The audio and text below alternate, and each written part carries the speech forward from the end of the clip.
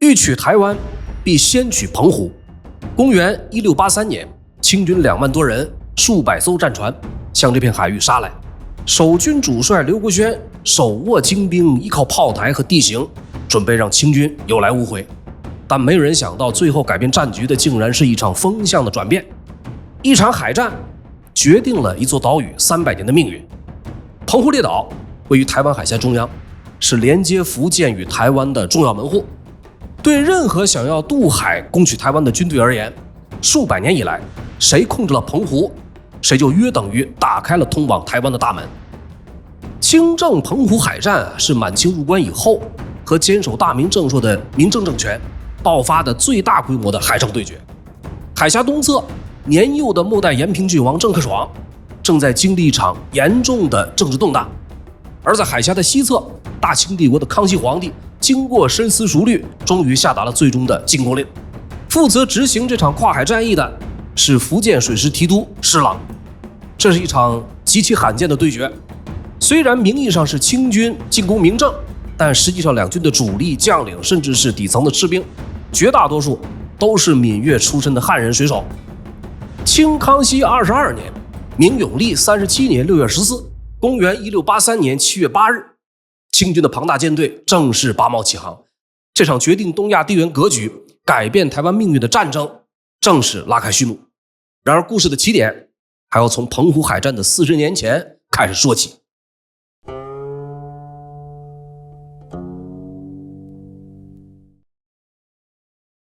话说公元1644年闯王李自成进了北京，崇祯皇帝上了吊，明朝中央政权覆灭了。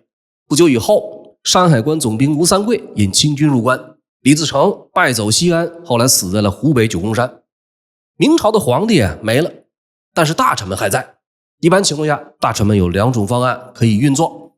第一种，王侯将相宁有种乎，兵强马壮者可为天子，皇帝没了，老子自己当皇帝。第二种，从皇室中选择合适人选，拥立新皇帝继续效忠。第一种是一本万利，但是风险极大，搞不好就有抄家灭族的危险，所以大多数人都会选择相对稳妥的第二种方案。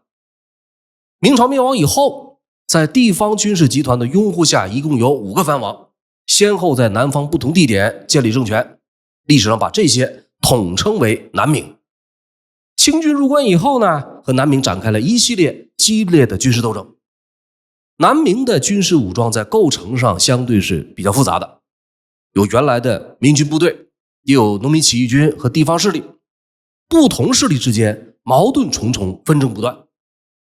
内斗是南明的一个关键词，一个王爷倒下去，又有一个王爷被拥立起来，托朱元璋的福，藩王遍地都是。因为山头林立，自然而然就内斗不休。有观点认为，南明山头林立的锅应该由崇祯皇帝来背。假如他事先把太子派到南京，那么即便北京被顺军攻破，南方依然能以太子为核心，共同抗击清军。太子呢，是国之储君，是理所当然的继承人，比任何人都要名正言顺。有这个名分在这摆着，谁敢不听号令，就等同公然谋逆。藩王就不同了，大家都是老朱家的子孙，谁比谁强，谁比谁差呀？想要分出高下，就只能靠打，谁拳头大，谁就是老大。内斗极大的消耗了南明。经过10几年时间，南明几个政权被满清一一扫平。到1683年以前，反清的势力就只剩下台湾的明正政权。那么明正政权又被叫做正式政权、东宁政权、国姓爷王朝。明正的开创者是郑成功，他的父亲郑芝龙是海盗头子，曾实质控制台湾海峡的贸易命脉，所以明正政权的底层是由无数闽粤地区的走私商人、水手、海盗所组成的，这些也就赋予了他们卓越的造船能力和航海经验。明亡以后郑芝龙拥立唐王朱玉建为帝，建立了龙武政权。后来郑芝龙降清了，这个龙武政权呢也就随之倒台。郑芝龙降清了，他的儿子郑成功却坚决反对，毅然出走抗清，父子2人背道而驰。其背后隐含着极其复杂的政治、家庭、经济和文化动机。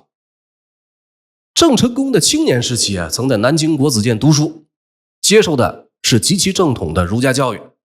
1645年，南明的隆武皇帝在福州继位，见到年轻的郑成功后极为赏识，叹息自己没有女儿可以嫁给他，于是特赐的大明国姓朱，改名成功，这就是他被尊称为国姓爷的由来。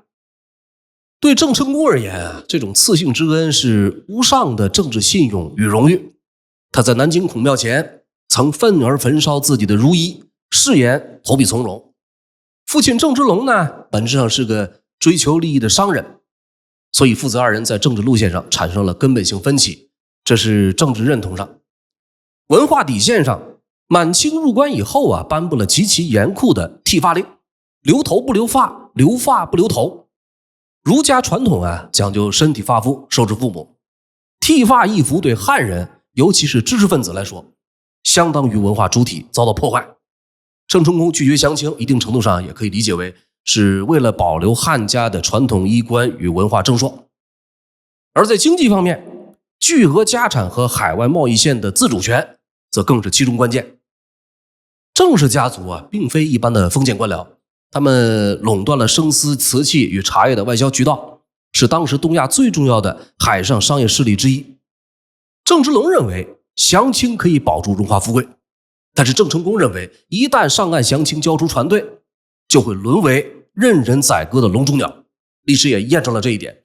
郑芝龙降清以后呢，转回头就被软禁在北京，最终也没能逃过被处决的命运。从这角度出发呢，郑成功留在海上也是为了保住这条源源不断的巨额贸易线。另外还有一个，国仇化为了血海深仇。1646年，郑芝龙北上降清，清军呢却不讲信用，随即大举偷袭了郑氏在福建安平的老家。根据台湾外记等文献和历史记载，清兵攻破福建安平以后，对留守的妇女进行了残暴的淫掠。有一说认为郑成功的日本籍母亲田川氏同样未能幸免，遭遇了极大的羞辱。另有一说认为田川氏为了免受羞辱，在清军到来之前就选择了自我了断。当时正在外地试图反攻的郑成功听闻家乡被血洗，母亲惨死的噩耗，内心深处悲愤交加。赶回安平后，面对母亲的遗体，做出了极为震撼的举动。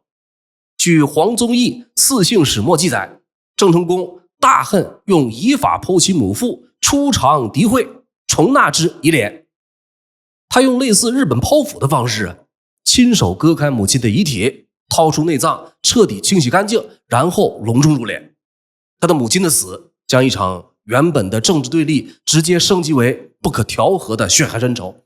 至此，郑成功与清朝彻底断绝了任何和平谈判的可能，一生死战到底。在江南和清廷抗争期间一度打到南京城下。北伐失败以后，郑军元气大伤，根据地呢只剩下东南沿海寥寥几个城市，所以1661年郑成功决定攻打正在被荷兰占领的台湾。这段历史大家应该是比较熟悉的。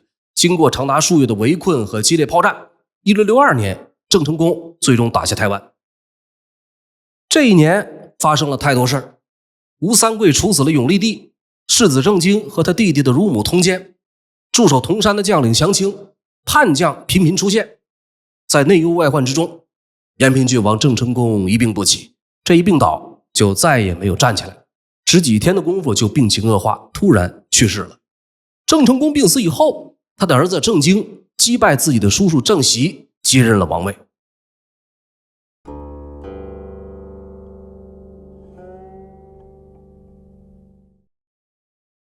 郑经其人不像郑成功那样光芒万丈、刚烈决绝，也不是历史课本上轻描淡写的守城之君。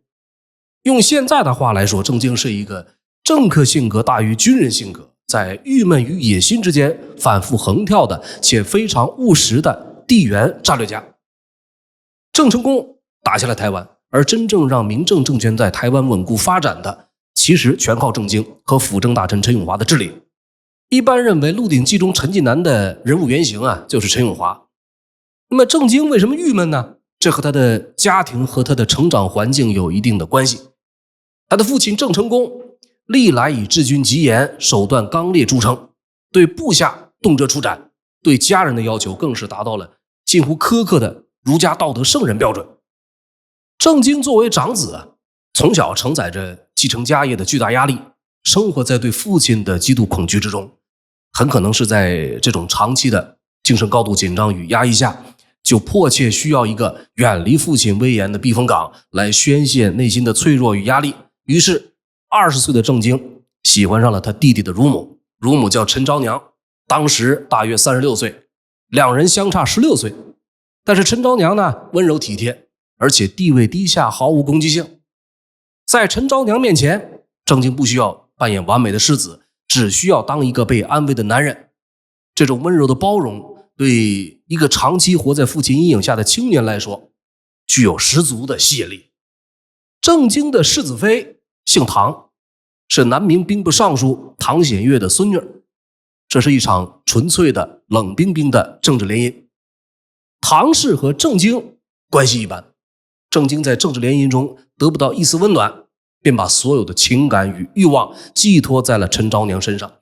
他人在厦门，专宠陈昭娘，甚至在陈昭娘生下长子郑克臧以后，试图对全天下扯谎。这本质上也是对他父亲、对原配家族、对整个儒家宗法体制的一种迟来的近乎自残式的青春期大反叛。1662年的3月啊，郑经的岳祖父唐显岳给人在台湾的郑成功写了一封信，揭穿了郑经谎称长孙郑克臧是普通侍妾所生的谎言，并且痛骂郑成功治家不正，安治国乎。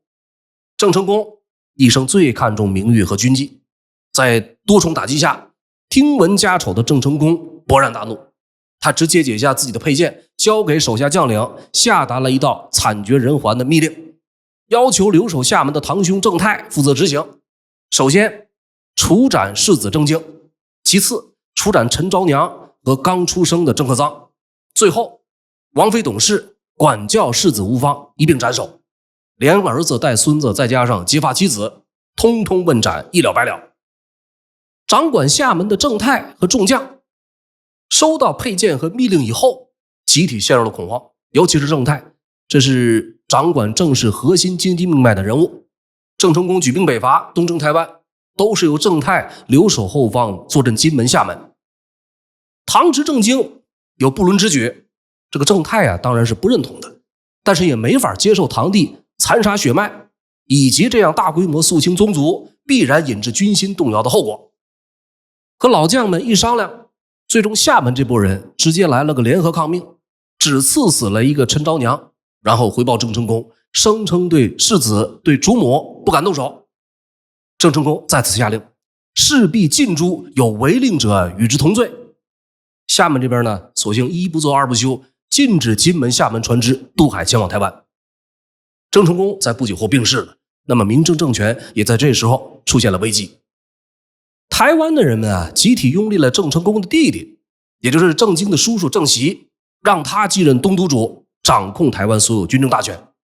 那么厦门的郑经虽然身背乱伦丑闻，但是在封建宗法制度下，他是延平王位的合法继承人。在母亲董王妃、军师陈永华以及大将周全斌的支持下，郑经拒绝承认叔叔的合法性，在厦门正式宣布继位延平王，随后亲率大军东征台湾。一场血战，厦门这边获得了胜利，郑经将叔叔郑袭软禁并剥夺兵权，彻底结束了这场夺嫡之争。明郑再次统一，可是金厦精锐折损大半，清廷看准机会准备动手，但是清军八旗与绿营啊根本不善水战。这时候呢，被郑成功驱逐的那个荷兰东印度公司一直惦记着重新夺回台湾，双方一拍即合，在1663年签署了清荷协约，又被叫做清荷联营草案。草案一共11项内容，清廷方面的地方代表有靖南王耿继茂、闽浙总督李帅泰，荷兰东印度公司的代表是提督伯特。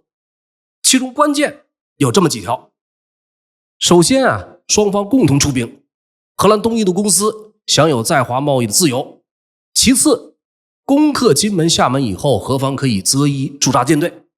最关键的是，攻取台湾以后，清军应将该岛以及一切城堡物件交予荷人，以供荷人居住。这一纸协约在后世存在一定争议，如果跳脱了近代政治宣传的框架。这段历史展现的其实是在大航海时代背景下一场极其错综复杂、没有绝对善恶，只有利益交换的国际多边外交战。那么好，1663年11月，清河联军合兵数万，战船数百艘，对金门与厦门发动了总攻。荷兰巨舰有重炮降为打击，明政则是利用小船灵活的优势施展火攻，甚至在混战中绕到了清河联军的后方，对清军提督马德公的坐舰发动了自杀式突袭。明政大将周全斌强行接前进战，清军遭遇了惨败，马德公这回无功可得了。眼看坐舰被夺，全军覆没，这位提督大人在绝望中跳海自尽。周全斌在这一天甚至一度反推，击伤了数艘荷兰战舰。然而到了第二天，荷兰舰队重新调整阵型，发挥了欧式舷侧重炮的压倒性火力，明政水师有超过50艘战舰，或被击沉，或被焚毁。眼看无法对抗荷兰大炮，而且厦门、金门的守军出现大面积叛逃，郑经最终下令彻底放弃金门、厦门，全军向南撤退至铜山岛，随后开始向台湾全面撤退。金厦海战过后，清军过河拆桥，翻脸不认人，拒绝出兵台湾，拒绝平分战利品。那么荷兰人呢，发现自己出了力流了血，最后却连1毛钱都没分到，还被当成了免费佣兵。清荷联盟就这样宣告破裂了。这之后有大约10年的时间，明政政权迎来了最耀眼的黄金时代。郑经和他的军师陈永华合作，将台湾从一个军事过渡基地打造成了一个颇具实力的海上独立经贸与文教王国。到了1673年，大陆爆发了三藩之乱，趁着大清半壁江山陷入战火，康熙皇帝焦头烂额，郑经几乎倾尽台湾全岛，开始了他一生中唯一也是规模最大的一次反攻大陆。受割据福建的靖南王耿精忠的邀请，郑经任命陈永华留守台湾，他自己则亲率精锐水师与战船重返福建登陆。耿精忠主动递上了橄榄枝，但是却因为嫉妒明政的军力，而且在地盘划分上产生严重的冲突，竟然撕毁了联军协议。所以郑经重返大陆的第一仗实际上是跟同为反清阵营的盟友打的。之后2-3年的光景，明政势力在东南沿海不断扩张，实质控制了东起闽南，西至粤东的广大沿海和内陆腹地。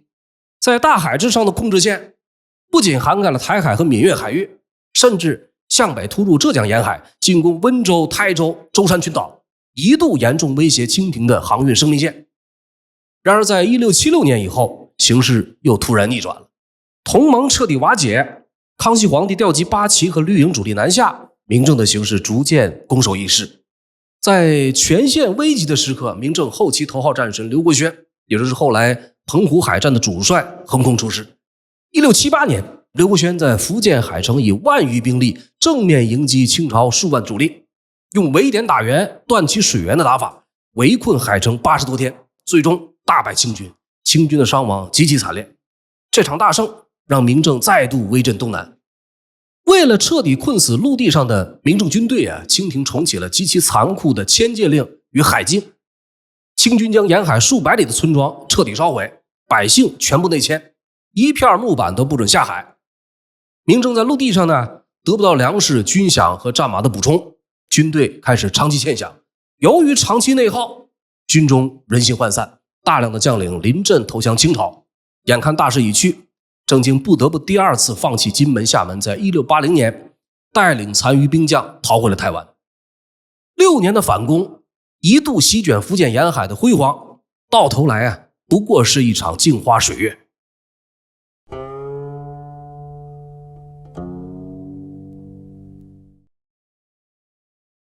郑经苦心经营了10年的家底儿，在西征的豪赌中一夕归零。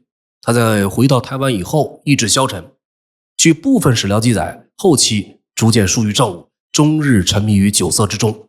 转一年的1681年，第2代延平王郑经在意志消沉中病逝了。仅仅2天以后，就发生了一场明政历史上最惨烈也最致命的政变。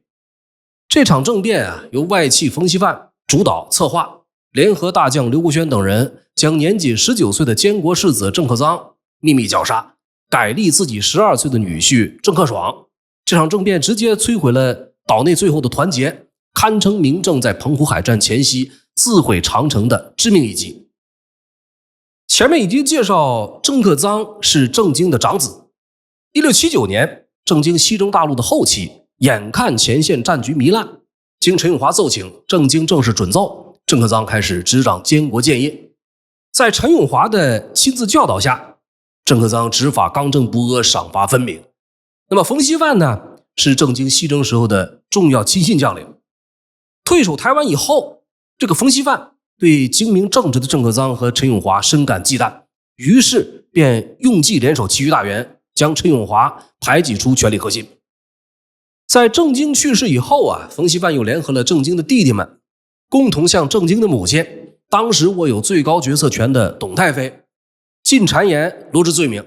他们翻出多年前的王室丑闻，宣称郑克臧根本不是郑经的骨肉。一番蛊惑之下，年迈的董太妃签发了收回世子监国印玺，将其召回内宫的遗旨。那么郑克臧在毫无防备的情况下来觐见王祖母，随后被冯锡范等人控制。冯锡范指使部属将年仅19岁的世子郑克臧当场活活勒死。郑克臧已经怀孕的妻子陈氏，也就是陈永华的女儿，听闻丈夫遇害，绝食数日以后悬梁自尽殉父，腹中的胎儿一同夭折。政变过后呢，冯锡范改立自己女婿郑克爽继位，从此独揽大权，这就是历史上的东宁之变。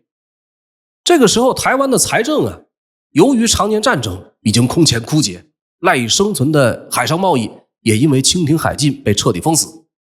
为了养护军队，由冯锡范把持的朝廷开始疯狂横征暴敛，强制命令台湾每户人家每个月要比以往多缴1斗米，甚至连军中的将领也必须扣除自己的俸禄来充当军费。当时留在台湾的英国东印度公司商馆是这样看待明郑政权的，他们在报告中写道，说台湾的境况很不安定，政府因为财富被消耗，所以向人民横征暴敛，即便这样也不能让军队满意。我们不仅受到清军的威胁，同时又担心郑军随时可能因为缺饷而发生哗变。东宁之变以后啊，这种欠饷又缺粮的境况让一部分士兵和官员失去信心，不少官员开始暗中向清廷输送情报。这时候的北京呢，27岁的康熙皇帝敏锐地意识到解决明郑问题的历史窗口已经打开。在内阁大学士明珠等人的极力保荐下，康熙皇帝下旨重新启用已经被冷落闲置了整整13年的福建水师提督施琅，命其全权主持跨海攻台作战。可是清廷这边啊，并非铁板一块，一部分大臣认为台湾孤悬海外，跨海征讨耗费巨大，他们主张继续以海禁和封锁削弱明郑，而非贸然发动大规模渡海作战。另一部分人则认为明郑不除，东南沿海永无宁日。表现到前端则是将相不和，福建总督姚启圣和福建水师提督施琅为了谁来主持跨海东征争论了很长时间。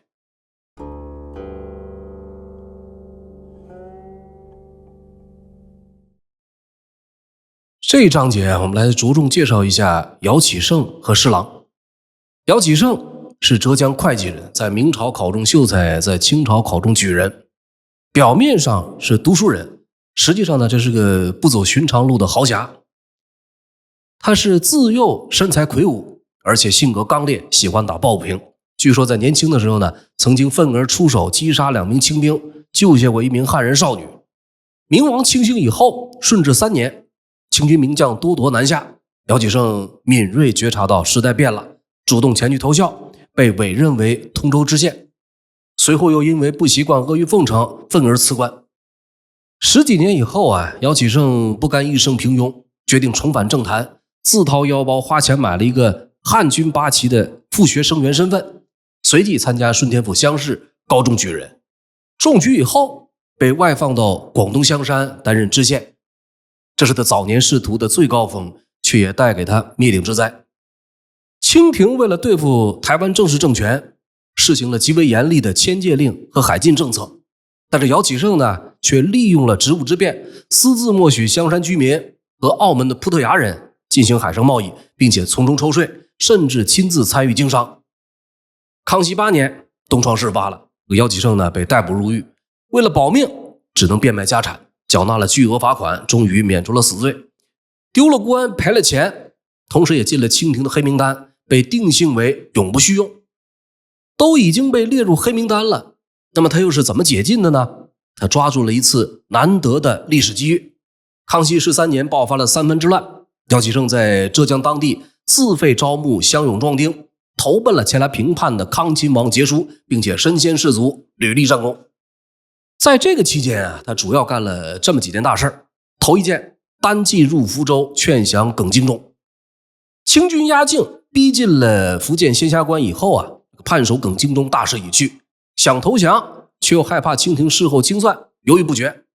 姚启圣展现了早年的侠气，单枪匹马进入福州城，凭借惊人的口才与利益剖析，成功说服耿精忠。耿精忠随即肉袒牵羊出城投降，闽浙战局基本底定。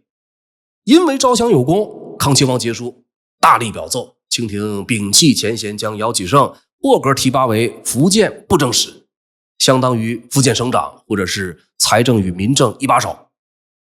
第二件，孤身劝降小淮阴侯。吴三桂麾下有一员骁将叫韩大任，人送外号小淮阴侯。韩大任在兵败以后，想要穿过福建去漳州、泉州一带投奔郑经。这俩要是强强联手，这个清军在福建的防线就得彻底崩溃。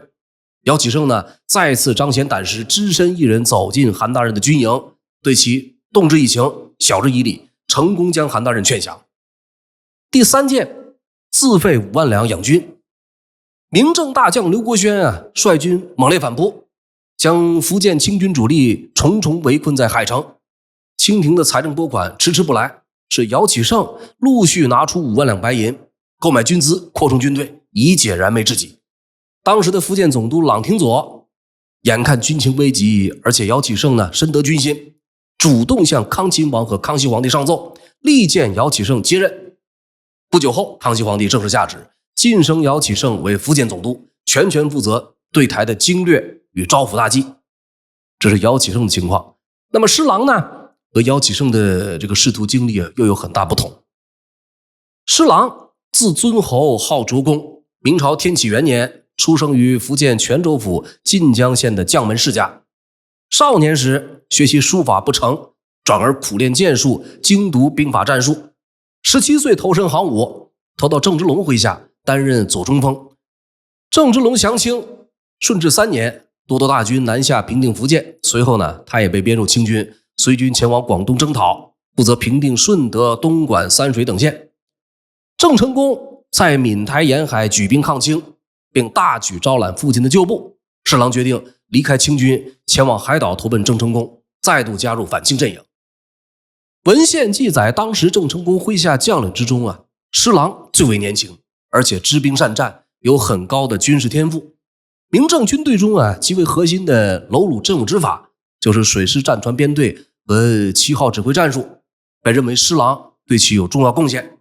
可有一点，这个人在性格上比较恃才傲物，不尊权威。最典型的例子就是曾德事件。曾德呢，不是普通小兵，他早年是郑成功堂兄郑采麾下的将领。郑采的势力瓦解以后，曾德被收编并划归到施琅麾下。施琅因为和郑成功啊用兵理念不合，而且性格过于桀骜不驯，被郑成功削去兵权，在厦门做冷板凳闲居。曾德在施琅麾下因故犯了法，他就利用这个人脉关系，跳过施琅，改投到郑成功的直属大营，并成为了郑成功的贴身亲随。施琅得知这件事以后，极度愤慨，派人强行抓回曾德，准备开刀问斩。曾成功得知以后，马上派人过去，要求施琅刀下留人，甚至让施琅的弟弟施显前去劝解，表示曾德已是主公的亲随，打狗也得看主人。但是施琅完全不给统帅面子，当场将曾德斩首。这件事造成了极其严重的后果。郑成功震怒之下，下令逮捕施琅全家。施琅本人在亲信的帮助下惊险逃脱，再次投降清朝。但是留在营中的他的父亲施大轩、弟弟施显等人，随后全部被郑成功处死。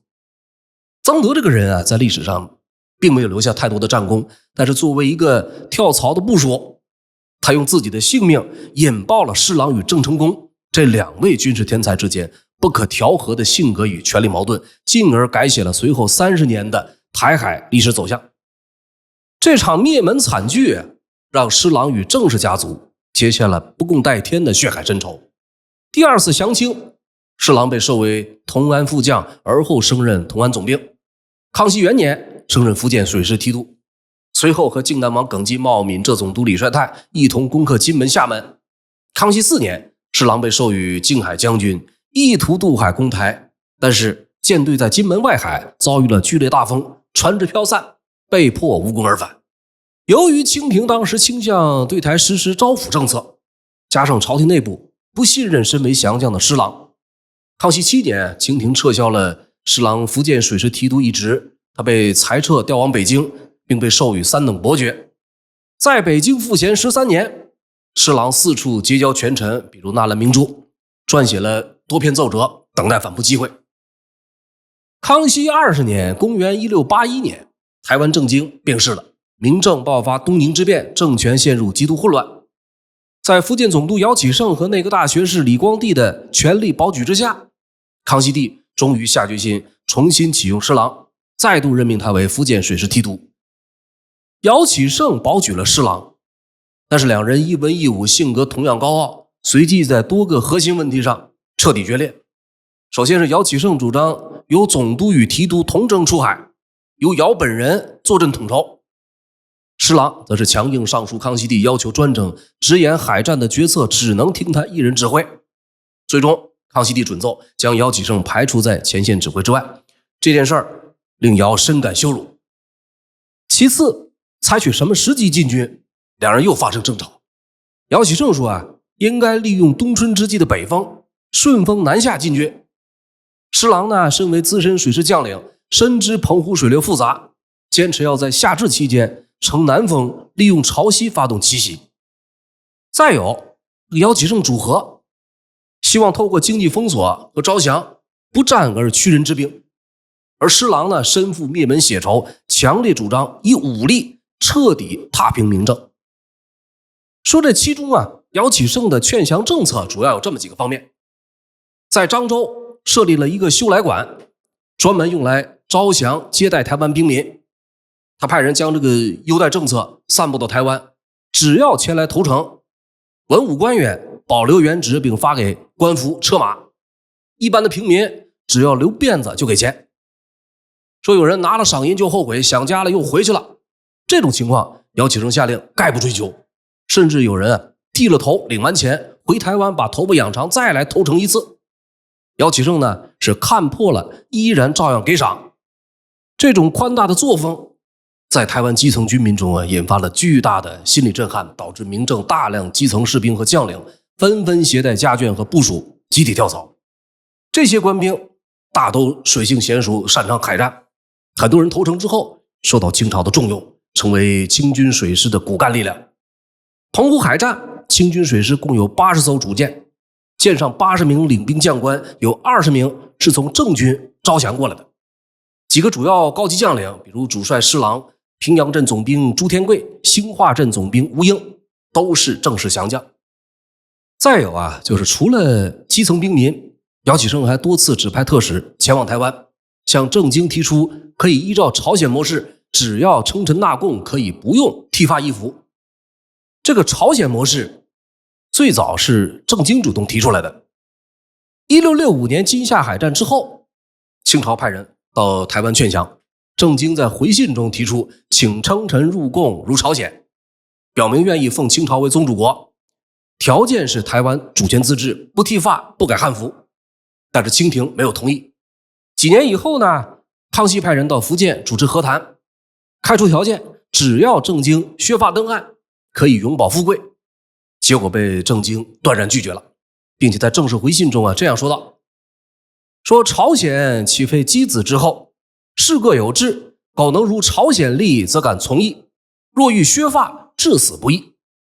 如果能答应比照朝鲜模式，我就同意和谈，但如果要我剃头，我到死都不从。到郑经西征三藩之乱期间，朝鲜模式被再次提出来，为了专心对付吴三桂，清廷主动退让。允许台湾比照朝鲜模式，只要称臣纳贡就行，其他概不要求。当时呢，郑经占据主动，所以趁势漫天要价，要求清朝必须割让金门、厦门、海城，否则就免谈。这个和谈就这样再次宣告破裂。朝鲜模式的提出不排除有缓兵之计的可能。到1681年平定三藩以后，康熙皇帝就朝鲜模式说过这样一番话，说至于比朝鲜不剃发，愿进贡投诚之说，不便允从。朝鲜系从来所有之外国，郑经乃中国之人，若因居住台湾不行剃发，则归顺捆城，以何为惧？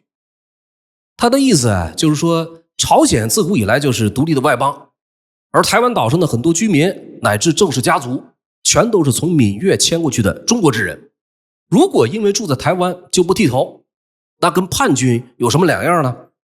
姚启圣主政福建以后实际上是在清廷既定的外交框架内，将这种模式进行了实用主义包装。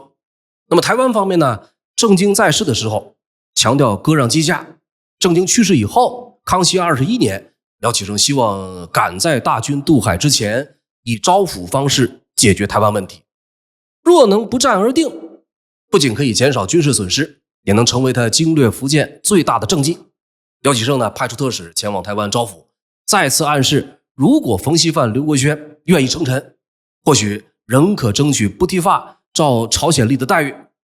但是台湾高层呢，在这一次没有回应。就在外交谈判的同时，姚启圣私下收买了民政官员傅维林作为内应，甚至送去10000两白银策反台湾将领。傅维林呢，密信给姚启圣，催促清军趁台湾内部空虚，速督兵前来，一鼓可得澎湖。没想到这个密信被当场查获，傅维林和同谋的将领被全数凌迟处死。傅维林反间案彻底惊醒了冯锡范和刘国轩，他们意识到清廷的和平招抚只是在挖墙脚，于是彻底放弃和平幻想。刘国轩呢，火速前往澎湖，增筑炮台和矮墙，调集10000名乡兵守备，两岸谈判彻底破裂，全面转入临战状态。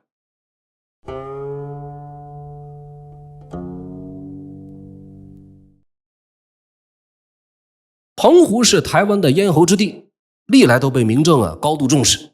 1683年4、5月份，郑军的主将刘国轩得到施琅近期可能会攻台的情报，先从台湾本岛部队中挑选精兵，又从各地抽调了不少民兵，两者加起来一共有2万多人。召集完兵丁以后，刘国轩不仅征用了官员的私人船只，还把一些远洋商船改装成战船。各部的将领、大小军官，他们的亲属尽数作为人质软禁起来。做完这一切，刘国轩带着2万士兵和200艘战船来到了澎湖。船呢是临时拉来的，兵也是临时凑起来的。民政在当时的窘迫处境，从刘国轩的战前准备中可以感知一二。到了澎湖以后，刘国轩开始在各个险要位置加设大炮，筑起矮墙，分兵把守。在刘国轩的经营下，澎湖防御力量得到极大的提高，连敌军统帅施琅也不免称赞，说星罗棋布，坚如铁桶。刘国轩其人比施琅要小上几岁，福建汀州府长汀县人，7岁丧父，11岁家乡遭遇了饥荒。刘国湘曾徒步100里帮人背米，以此供养母亲。史料说他生而磊落富奇，气貌魁梧，有自幼习武的经历。清军入关以后呢，因为母亲去世，刘国轩到漳州投了清军，从城门小卒逐步升任漳州北门把总。郑成功兵围漳州，因为仰慕郑成功，刘国轩利用职权打开北门，引郑军入城，从此投降了明政。后来逐步成为郑军军事集团的顶梁柱。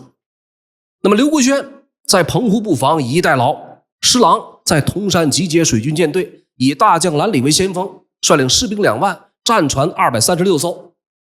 在康熙22年，公元1683年农历6月14的早上，从铜山岛适时出发，乘着南风，跨越台湾海峡，直奔澎湖。再转一天的下午，抵达澎湖群岛南部的猫屿和花屿。看到施琅大军前来，驻守猫屿、花屿的郑军呢，带着10几艘战船撤回了澎湖。施琅在当天晚上正式进驻并停泊到了巴兆岛。刘国轩这边啊，在发现施琅踪迹以后，有过一番争论。麾下将领邱辉、姜胜建议先发制人，主动出击，就算不能重创清军，也可以打乱施琅的部署。但刘国轩认为，沿海处处都有炮台，施琅根本无处停放军舰，而且6月澎湖海风正盛，一旦台风到来，施琅舰队将无处容身，到那时清军就会不攻自破。最终刘国轩选择了据险固守。6月16日一早，施琅率舰队自巴兆出航，向妈宫方向发动了第一次正式攻击。郑军在妈宫港外海布好战阵，刘国轩亲自率军出战，澎湖第一战就此拉开帷幕。清军各船争相出战，可是因为发生了碰撞，无法前进。这时候恰好退潮了，风向也不顺，施琅的船队被困在原地。郑军的邱辉等人呢，抢先攻击，很快又被打退，施琅乘势撤出。郑军的副帅林升见状，带领大队船只围追施琅，双方很快战成一团。施琅本人当时正在坐舰上指挥战斗，旁边有一亲兵说看到对方船上有火铳指向施琅，亲兵连忙示警。施琅一回头的功夫，发现这个亲兵已经被打死了。说时迟，那时快，突然一颗炮弹从施琅面前掠过，施琅被炮弹的余焰伤到右脸，在他身边的几个儿子呢，赶紧上前查看，所幸没有大碍。施琅起身继续指挥作战。先锋兰里看到施琅被围，下令调转船头来救，同时高呼一声：“将军无忧，兰里在此。”兰里加入战团以后，接连击毁了郑军3艘战船。就在这时，一枚榴弹打过来，正好击中兰里，铠甲被烧穿，当场琥珀长流。郑军将领曾穗看到兰里中炮，大喊：“兰里死了！”兰里听见喊话，挣扎着起身，紧跟着大叫一声，说：“兰里没死，曾穗死了，杀贼！”有部下丢下兵器，赶忙过来要给他包扎。兰里摇摇手，表示没有大碍，然后命令弟弟继续督战，不能因为自己一个人误了战局。部下取了药给他敷上，扯下一面旗子裹紧伤口，简单处理过后，兰里起身整理好盔甲，继续投入战斗。这个战事越发激烈，郑军副帅林升连中3箭，依然死战不退。就在这时候，清军这边有金门千总游观光乘风赶到，发炮轰击郑军。林升的右腿被火炮击伤，终于倒下。林升一倒，施琅趁势冲入敌阵，正好赶上郑军邱辉、姜胜2舰会合。眼见天色已晚，施琅只能宣布鸣金收兵，双方的舰船就这样各自退出战场。这场战斗十分惨烈，从中午打到了晚上，郑军的战船被击沉了16艘，伤亡2000余人，副帅林升右腿受伤，身中3箭。清军这边呢，没有具体损失的记载，只知道这个形势也是一度很是凶险。施琅烧伤了右脸，多位将领身负重伤，不得不退回南方的巴兆岛休整。澎湖出战郑军小胜，但是并未动摇清军的主力，反而让施琅摸清了澎湖的水文和郑军部署，为后来的清军大胜埋下了伏笔。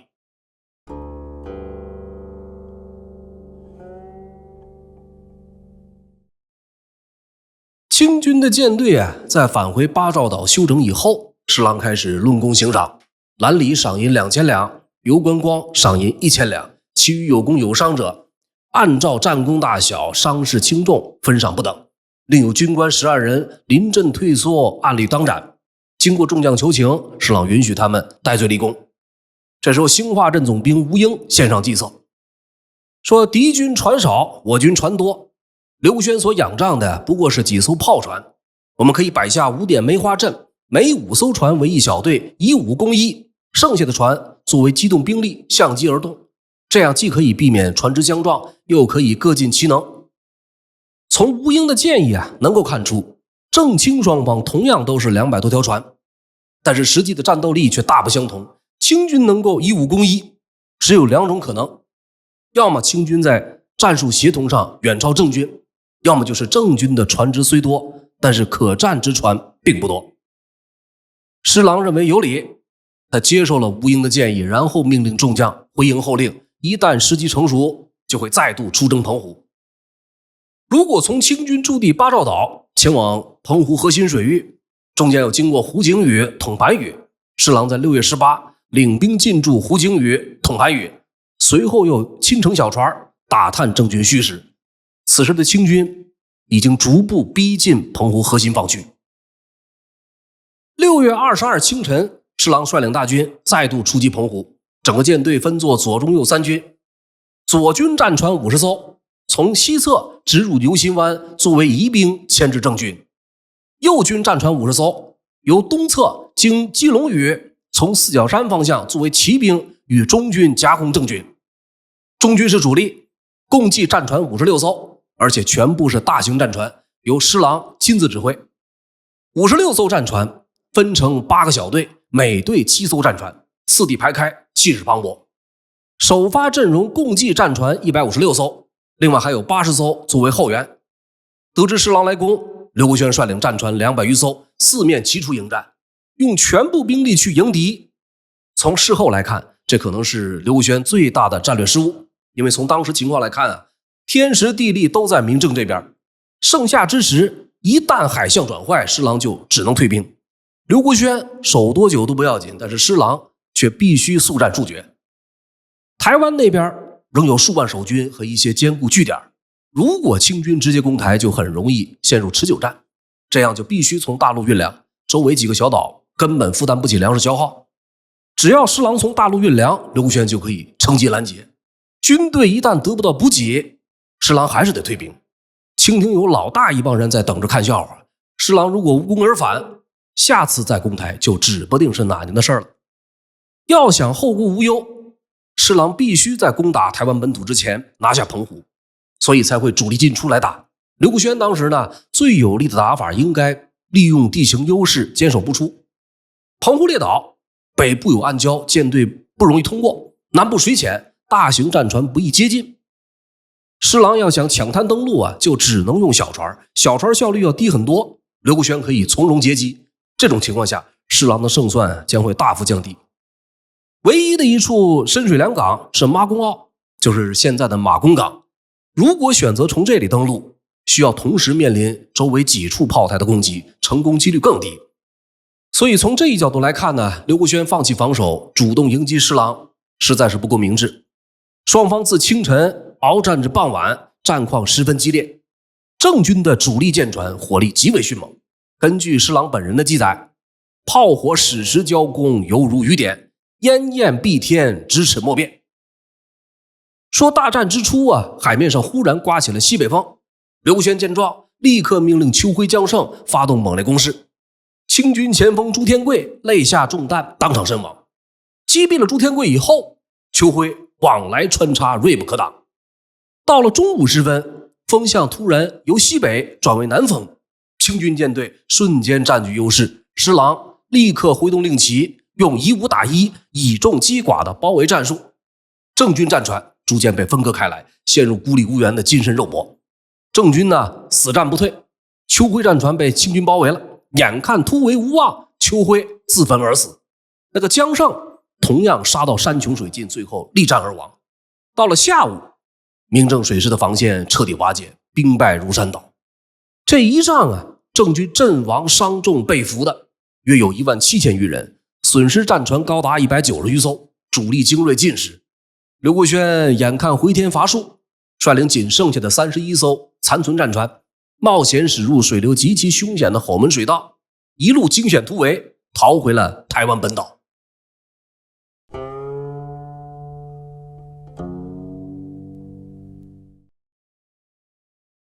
澎湖海战明郑先占地利，以逸待劳，施琅劳师远征，几乎毫无地利之便，但是因其周密统筹，加上一些机缘巧合，而得到天时之助。在帆船时代，对风向风势的把握和利用可以说是决定海战胜败的关键性因素。施琅选择在夏季出兵，仅用1日就抵达花屿、猫屿，期间顺风顺水，没有任何波折。两军决战之际施琅更是四风而发，在转向南风以后扬帆而进，风力舟快，瞬息飞腾，据其上流，乘势奔击，以一挡十，最终让郑军难以抵挡。此外，一些气象上的偶然因素也让清军从中受益。澎湖群岛的6月自古以来是台风多发的季节，但是清军抵达以后，当地却一连多日风平浪静，海不扬波，施琅得以从容调度，不得不说是一种幸运。刘国轩在海战失败以后回到台湾，这时候台湾已经人心惶惶，有人提议退居到菲律宾，以图东山再起，但是刘国轩强烈反对。作为手握兵权的核心统帅，他深知在澎湖已经主力尽失，台湾防线形同虚设，郑军这会儿严重缺乏斗志，不如直接献出台湾，求得清廷宽恕。冯锡范认为自己和刘国轩都是正式托孤重臣，如果投降必为后世耻笑。刘国轩给出了8个字，说战则难料，降则易安。最终冯锡范被说服了。正好这时候呢，施琅派人前来招降，刘国轩趁机说，识时务者为俊杰，大势已去，当速顺天。众人认为有理，就这样决定投降清廷。从7月初开始，双方先后3次遣使谈判，双方就剃发易服、不伤百姓以及正视家族安全等等条件进行反复谈判。这个谈判尘埃落定以后，康熙22年8月13 1683年10月3日，施琅亲率清廷的受降官员和水师主力战舰浩浩荡荡驶入台湾门户鹿耳门。冯锡范、刘国轩带领文武百官到岸边跪迎。5天以后，受降仪式在承天府举行。年仅12岁的延平郡王郑克爽带领明正宗室文武官员集体解下明代冠冕，剃发留辫，改穿清朝官服。郑克爽交出了延平王金印，统治台湾22年的明郑政权宣告彻底灭亡了。明郑投降以后满清朝廷包括康熙帝本人起初认为台湾是弹丸之地，得之无所加，不得无所损，倾向于迁其人而弃其地。这种朝廷高层的动向就给了施琅施展私人计划的空间。施琅接触了滞留在台湾的英荷两国商务人员，这其中呢有一个荷兰俘虏，闽南话说的相当流利，施琅和他交谈的时候甚至可以不用翻译。就在这个期间，施琅抛出议题，主动探问，说荷兰愿不愿意重新占领台湾，或者花费代价取得台湾。之所以一手打下台湾，另一手又密谋要将之还给荷兰，这种两头套利的行为，有学者认为很可能也是为了维护福建海商的集体利益。对内，施琅计划营造的是荷兰对台湾仍有垂涎、外敌环伺这样一种形势，因此向康熙皇帝上奏，极力要求继续维持东南海禁，并允许他继续在台湾驻军。一旦清廷同意维持海禁，施琅家族和福建海商就能和荷兰东印度公司达成合作，形成一个以施琅家族为核心的海上贸易利益网络。如此一来，既能压制两广江浙一带的贸易竞争对手，又能让施琅家族获得富可敌国的海上利润。这个看似精密的双重盘算很快因多方因素迅速破产。首先是荷兰人不接招，荷兰东印度公司当时的经营重心已经逐渐转移了，而且鉴于早年与清廷联手，有过被清朝放鸽子的糟糕经历，荷兰方面并未积极回应。其次呢，是康熙帝坚持开海，康熙皇帝否决了保守派与地方海商的意见，计划逐步解除延续多年的海禁政策，最终直接砸碎了施琅想要搞地方特权垄断的幻想，这才有了那封著名的功臣台湾弃留书。康熙帝呢，最终被这篇奏书说服，否决了朝臣的弃台论，正式设立台湾府，将之纳入版图。节目最后交代一下几位主要人物的最终结局。施琅在战后获封靖海侯，世袭罔替，并获赐东南沿海的大量特权。他在台湾购买大量良田，向人收取巨额的狮侯租。康熙35年，施琅在福建任上安详去世，享寿75岁。刘国轩归顺以后，被封为顺北侯、天津总兵，在天津任上治军严整，兴修水利。康熙32年，刘国轩病逝，享年64岁。冯锡范在投降以后被编入了汉军正红旗。清廷呢，为了安抚降将，册封他为中丞伯。和转任天津总兵的刘国轩不同，冯锡范被清廷极度防范，由于失去了政治影响力，投降没多久就病死了。郑克爽率领的郑氏家族康熙皇帝采取了后代安置的政策，将他们集体迁往北京。郑克爽被降封为海城公，名义上是公爵，但实际上受到严密监控。康熙46年在北京病逝，年仅37岁。郑氏宗室也全数被编入汉军八旗，并获得清廷拨给的房屋与田地。虽然失去了统治权，行动受到一定限制，但是家族基本上衣食无忧，在京城开枝散叶，香火得以保全。好了，今天的故事就讲到这里。这正是黑水汹涌接远天，战旗当日避风烟。百万师行南风起，七州对入万拱连。江盛沉舟秋辉火，功名半付晚朝前。英雄骨冷涛声在，留与人间画屏仙。如果喜欢，欢迎订阅，欢迎热推我的视频。本期节目到此结束，我们下一期不见不散。